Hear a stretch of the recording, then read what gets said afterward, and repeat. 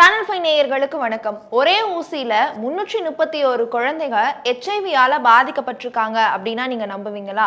இத மருத்துவ நிபுணர்களே சொல்லியிருக்காங்க. இத பத்தி தான் இந்த வீடியோல பார்க்க போறோம்.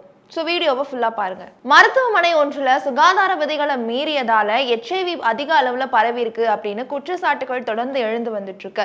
இதை தொடர்ந்து 331 குழந்தைகள் HIV-யால பாதிக்கப்பட்டு இறந்திருக்காங்க அப்படின்னு மருத்துவ நிபுணர்களே சொல்லியிருக்காங்க. இது எதனால நடந்துச்சு, இதுக்கான பின்னணி என்ன அப்படின்றத பத்தி பார்க்கலாம். பாகிஸ்தான்ல உள்ள ஒரு அரசு மருத்துவமனையில இந்த கொடூர சம்பவம் அரங்கேறிருக்கு அப்படின்னு சொல்றாங்க.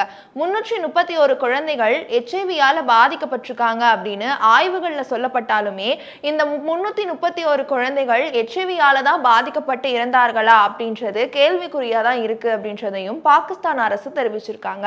இதை தொடர்ந்து அரசு மருத்துவமனை அப்படின்னாலே ரொம்பவே அலட்சியமாகவும் கம்பேரிட்டிவ் பண்ணும்போது பிரைவேட் ஹாஸ்பிட்டல்ல இருக்கக்கூடிய ஃபெசிலிட்டிஸ் எல்லாமே அரசு மருத்துவமனையில இல்ல அப்படின்றது தான் ரொம்பவே முக்கியமான விஷயம் அப்படின்னு கருதப்படுதுன்னு சொல்லியிருக்காங்க மருத்துவ நிபுணர்கள். இதுக்கு என்ன காரணம் அப்படின்னு பாத்தீங்கன்னா, ஒரே ஊசியை திரும்ப பயன்படுத்துவது மூலமாகவும் அது மட்டும் இல்லாம அழகு சாதன பொருட்களை வச்சு மருத்துவ ரீதியான விஷயங்களை செய்வதற்காகவும் இந்த ஆய்வுகள்ல இது கூறப்பட்டிருக்கு அப்படின்றதையும் மருத்துவ ஆய்வாளர்கள் தெரிவிச்சிருக்காங்க. 331 குழந்தைகள் HIV-யால அதுவும் கடினமான நோயான HIV-ல பாதிக்கப்பட்டதற்கு என்ன பின்னணி இருக்கக்கூடியும் அப்படின்றதையும் மருத்துவ நிபுணர்கள் தெரிவிச்சிருக்காங்க. இதை குற்றச்சாட்டாவே எழுத வேண்டும் அப்படின்னு பாகிஸ்தான் அரசும் தெரிவிச்சிருக்காங்க. இதை தொடர்ந்து இந்த விஷயம் எப்படி வெளியில வந்தது அப்படின்னு பாத்தீங்கன்னா, அங்க இருக்கக்கூடிய கேமராக்கள்ல பதிவாயிருக்கு. அதாவது அங்க இருக்கக்கூடிய மருத்துவர்கள் ஒரே ஊசியை திரும்ப பயன்படுத்துவது மூலமா இந்த HIV தொற்று மிக விரைவில் குழந்தைகள்ல பாதிக்கப்படுது அப்படின்னு சொல்லியிருக்காங்க. கம்பேரிட்டிவ்லி பார்க்கும்போது 18 வயசுல இருந்து 20 வயசுல இருக்கக்கூடியவங்களுக்கு ஒரு 50% இது பரவலாம். அதே மாதிரி 20 வயசுல இருந்து 40 வயசு இருக்கக்கூடியவங்களுக்கு ஒரு 80% பரவலாம். ஆனா குழந்தைகளுக்கு, அதாவது 1ல இருந்து ஒரு 20 வயசுக்குள்ள இருக்கக்கூடிய குழந்தைகளுக்கு பரவறதுக்கான அபாயம் அதிகமா இருக்கு அப்படின்னு சொல்றாங்க. அதாவது ஒரு 6 வயசுல இருந்து 15 வயசு வரையும் இருக்கக்கூடிய குழந்தைகளுக்கு 90%, அதாவது 99% பரவலாம் அப்படின்றதையும் மருத்துவ நிபுணர்கள் தெரிவிச்சிருக்காங்க. அதனாலதான் 331 குழந்தைகளுக்கு HIV பரவி இருக்கு, அது மூலியமா அவங்க இறந்தும் போயிருக்காங்க அப்படின்றதையும் மருத்துவ நிபுணர்கள் ஆய்வுகள்ல தெரிவிச்சிருக்காங்க.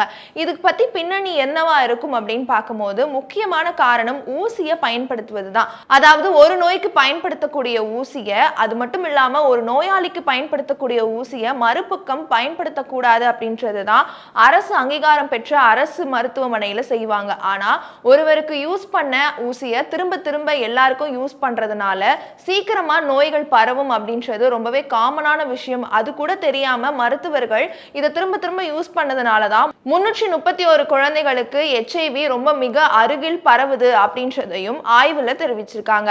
இதுல பல குழந்தைகள் ரொம்பவே எளிமையான குடும்பத்தை சேர்ந்தவங்க அப்படின்னு சொல்றாங்க. 6.2 லட்சம் குழந்தைகள் பாதிக்கப்பட்டதுல 331 பேர் இறந்திருக்காங்க, அதுவும் HIV-ல அப்படின்றதையும் ஆய்வுல குறிப்பிட்டிருக்காங்க. பொதுவா ஏழையா இருக்கக்கூடியவங்க, அதாவது நடுத்தர மக்கள் மட்டும்தான் அரசு மருத்துவமனையை பயன்படுத்துவாங்க. அதை சட்டவிரோதமா கையில எடுத்து இந்த மாதிரியான விஷயங்கள் நடக்குது அப்படின்றதையும் மருத்துவ நிபுணர்கள் குற்றம் சாட்டு வந்துட்டு இருக்காங்க. இருப்பினும் மருத்துவ நிர்வாகம் இதுக்கு ஆதரவாக இருக்குதா இல்லையா அப்படின்ற விஷயம் கூடிய சீக்கிரம் வெளியாகும் அப்படின்னு பாகிஸ்தான் அரசே தெரிவிச்சிருக்காங்க. இதுல 15,000க்கும் மேற்பட்ட குழந்தைகளும் பாதிக்கப்பட்டிருக்காங்க அப்படின்னு ஆய்விலையும் கூறப்பட்டிருக்கு. அது மட்டும் இல்லாம பாதிக்கப்பட்ட குழந்தைகளோட பெற்றோர்களும் இதுக்கு ஒரு வகையான காரணம் அப்படின்றதையும் குற்றம் சாட்டியிருக்காங்க மருத்துவ நிபுணர்கள். ஏன்னா குழந்தைகளுடைய அலட்சியத்தினால, குழந்தைகள் இருக்கக்கூடிய பெற்றோர்கள் அலட்சியத்தினாலதான் இவ்வளவு விஷயங்கள் நடக்குது அப்படின்றதையும் குறிப்பிட்டிருக்காங்க.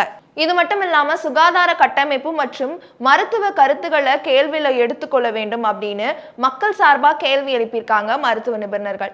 இதை பத்தி நீங்க என்ன நினைக்கிறீங்க அப்படின்றத கமெண்ட் பண்ணுங்க. இதே மாதிரி யூஸ்ஃபுல்லான வீடியோஸ் பார்க்கணும் அப்படின்னா சேனல் 5 நியூஸை ஃபாலோ பண்ணிக்கோங்க.